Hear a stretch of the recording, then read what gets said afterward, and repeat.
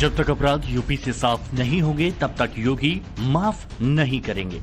ये message UP police का है, इसलिए ताबड़तोड़ एनकाउंटर हो रहे हैं। इस हफ्ते का रिपोर्ट कार्ड क्या है वो देख लीजिए, फिर बताएंगे कि आखिर योगी कितनी तरफ से गुंडों अपराधियों पर टूट रहे हैं। लखनऊ में राशिद को लंगड़ा कर दिया।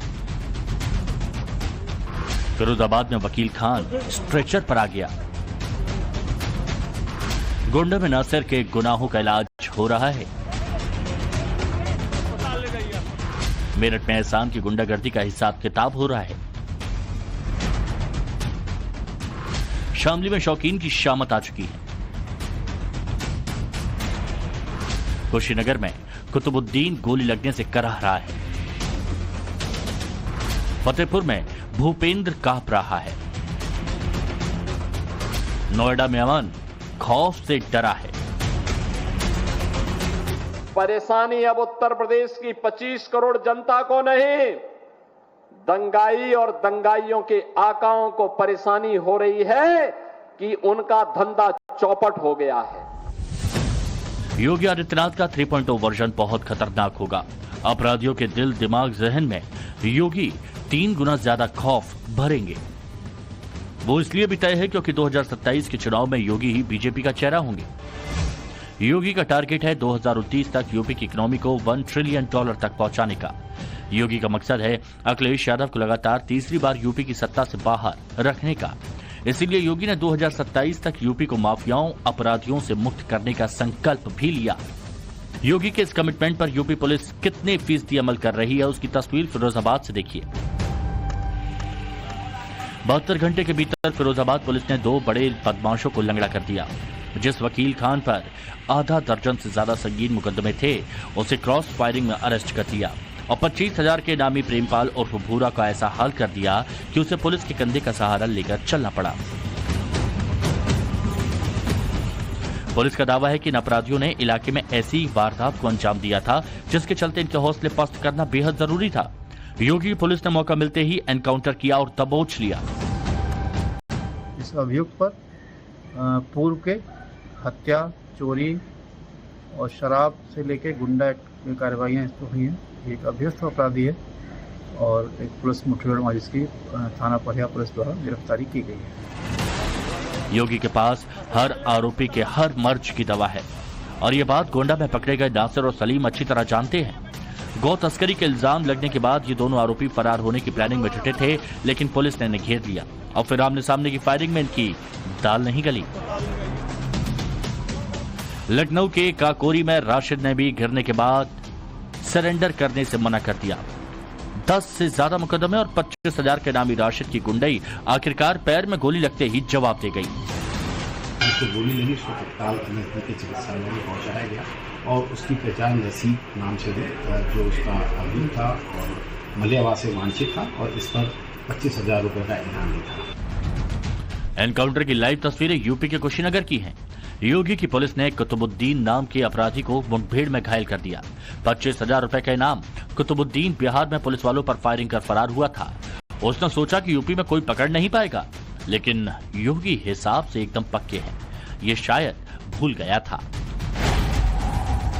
मेरठ में एहसान भी पुलिस पर फायरिंग कर चौंकाने की मंशा रखता था, मगर योगी राज में ऐसी गलती करने का अंजाम क्या होता है वो एनकाउंटर के बाद समझ गया।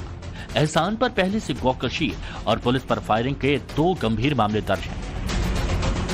मुठभेड़ में एक एहसान नामक कस्बा सरधना का ही निवासी गोकश जो बदस्तूर फरार चल रहा था और इस घटना में वांछित था। आज थाना सरधना पुलिस के द्वारा इसकी गिरफ्तारी सुनिश्चित की गई और जब तमंचे की बरामदगी के लिए इसे मेहरमती गणेशपुर के जंगल में ले जाया गया, उस दौरान वहां लोडेड तमंचे से इसने पुलिस पार्टी पे फायर कर दिया। जवाबी सेल्फ डिफेंस की पुलिस की फायरिंग में एहसान गोली लगने से घायल हुआ है। बीते 8 सालों में योगी आदित्यनाथ ने 1 लाख से ज्यादा कुख्यात अपराधियों और बदमाशों को जेल पहुंचाया, जबकि 225 से ज्यादा को सीधे यमलोक पहुंचा दिया। और इसके लिए योगी ने शुरू किया 10 का दम अभियान। किसी अपराधी ने एक चक्रव्यूह को चकमा दिया तो दूसरे में फंसना तय है। 10वें तक आते आते उसकी सांस, आवाज सब भूल जाता है। अपराधियों की कमर से लेकर टांग तक एक भी हिस्सा ऐसा नहीं बचता जिसके सहारे वो फिर से यूपी में दबंगई दिखाने का दम भर सके। कॉमन मैन हो, चाहे कोई बाहुबली हो और चाहे पुलिस का आदमी हो, यदि किसी के द्वारा कोई अपराध कारित किया गया है तो उसको कतई उसके किए हुए अपराध की सजा मिलनी चाहिए। और जैसा कि हम लोग देख रहे हैं पिछले 7 सालों से पिछले 8 सालों से इस तरह की कार्रवाई हो रही है, जिसकी वजह से सभी के अंदर ये मैसेज गया है कि कोई भी अगर कुछ गलत करेगा तो उसकी सजा जरूर पाएगा। मुख्यमंत्री योगी ने मिशन शक्ति फेज 5 के तहत 10 ऑपरेशन लॉन्च किए हैं और इसका असर यह हुआ कि अपराध में भारी कमी आई है। उत्तर प्रदेश में योगी की जीरो टॉलरेंस नीति कितनी कारगर है, चलिए वो मैं आपको बता देता हूं। ऑपरेशन त्रिनेत्र देख रहे हैं ना आप, 5,718 जघन्य केसों में हजारों अपराधियों पर एक्शन हुआ। ऑपरेशन मजनू 58,624 अपराधियों को अब तक दबोचा गया। ऑपरेशन शील्ड एसिड को लेकर 725 के खिलाफ कार्रवाई हुई। ऑपरेशन डिस्ट्रॉय अश्लील साहित्य और सीडी के 748 मामले दर्ज किए गए। ऑपरेशन नशा मुक्ति 33,391 लोगों के खिलाफ कार्रवाई की गई। ऑपरेशन बचपन और खोज 6,200 बच्चों को बचाया गया और पुनर्वासित किया गया। ऑपरेशन ईगल महिलाओं से संबंधित अपराधों में 5,166 को चिन्हित किया गया। ऑपरेशन गरुण 498 अभियुक्तों को गिरफ्तार किया गया। ऑपरेशन रक्षा मानव तस्करी के मामलों में रेस्क्यू कर 49 का पुनर्वासन किया गया है। योगी जिस अंदाज में और जिन तेवरों में यूपी के लॉ एंड ऑर्डर को चैलेंज करने वालों का सफाया करने में जुटे हैं, उसे इतना तो स्पष्ट है कि 2027 तक आती लिस्ट बहुत लंबी होती जाएगी। हो सकता है अब तक पैरों पर लंगड़ाते हुए चलने वाले पुलिस की गोली चलने से पहले खुद ही अपना नाम पब्लिक कर दें। फिर इन बेटियों की सुरक्षा कौन करेगा? इन व्यापारियों की सुरक्षा कौन करेगा? तो यही डंडा इन बेटियों की सुरक्षा करता है, इन व्यापारियों की सुरक्षा करता है, इन दंगाइयों को और इन अपराधियों और माफियाओं को ठिकाने भी लगाता है। और इसलिए इतनी सख्ती हमें करनी पड़ती है। और तब 25 करोड़ की जनता भारतीय जनता पार्टी के साथ समर्थन के साथ खड़ी है। हर हाल में लोगों को सुरक्षा मिलनी चाहिए और एक शांत और सौहार्दपूर्ण वातावरण बनना चाहिए। और कानून का राज की पहली शर्त है सुरक्षा, और उसको लेकर के सरकार प्रतिबद्ध है। और उसी के अनुसार हमने जो यूपी की आवश्यकता थी वही हमने यूपी के अंदर लागू किया। योगी का एक्शन बहुत लाउड है। इसी हफ्ते आई 3 तस्वीरों को देखिए। आरोपी कराह रहे हैं, योगी के डर के मारे कांप रहे हैं। खौफ इतना ज्यादा है कि कैमरे से नजरें मिलाने से बच रहे हैं। एनकाउंटर को लेकर अखिलेश यादव का नैरेटिव क्या है, इसकी परवाह किए बगैर योगी अपने मकसद को कंप्लीट करने की ओर बढ़ रहे हैं। यूपी के सभी 75 जिलों में ताबड़तोड़ एक्शन दिखाई भी दे रहा है। कानपुर में 11 मुकदमों में वांछित चल रहे चंद्रशेखर का हाफ एनकाउंटर किया गया। चेकिंग के दौरान हिस्ट्री शीटर ने पुलिस पर फायरिंग करने की कोशिश की, लेकिन योगी की पुलिस ने सबक सिखा दिया। मिर्जापुर और कासगंज की पुलिस ने गौ तस्करों का एनकाउंटर किया। मिर्जापुर में मोहम्मद वसीम को अवैध तमंचे के साथ गिरफ्तार किया, तो कासगंज में 4 अपराधियों पर शिकंजा कसा गया। मुजफ्फरनगर में भी 6 बदमाश 2 अलग अलग मुठभेड़ों में पकड़े गए। नौशाद, टोनी और अनु समेत इन बदमाशों के पास से नकदी और तमंचे कारतूस बरामद किए गए। योगी के सेक्शन में अपराधी की धर्म या जाति नहीं देखी जाती। अगर कुछ नजर आता है तो यूपी के विकास की तस्वीर। योगी जानते हैं उनकी एनकाउंटर पॉलिसी ने न सिर्फ अपराधियों को खामोश किया, बल्कि राजनीतिक विरोधियों को भी उभरने का मौका नहीं दिया। इस स्ट्रेटेजी की बदौलत योगी की यूपी में छवि मजबूत हुई है। दूसरे राज्य में भी योगी के इस मॉडल को अपनाया जा रहा है। ये संतोष का विषय है कि योगी आदित्यनाथ जी के आने से, जैसा कि उनका पिछला रिकॉर्ड रहा है, वे व्यक्तिगत तौर पे पूरी तरीके से निष्कलंक हैं और किसी से, अपराध से, अपराधी से किसी भी प्रकार से लाभान्वित नहीं हुए हैं। इसलिए जनता में ये विश्वास है कि योगी सरकार और माननीय योगी आदित्यनाथ सर्वश्रेष्ठ विकल्प हैं उत्तर प्रदेश की कानून व्यवस्था को और विकास को दृष्टिगत रखते हुए। यूपी में एनकाउंटर हुआ और अपराधियों का हौसला पस्त हो गया। योगी का यही एनकाउंटर मॉडल दूसरे स्टेट में भी अप्लाई किया जा रहा है।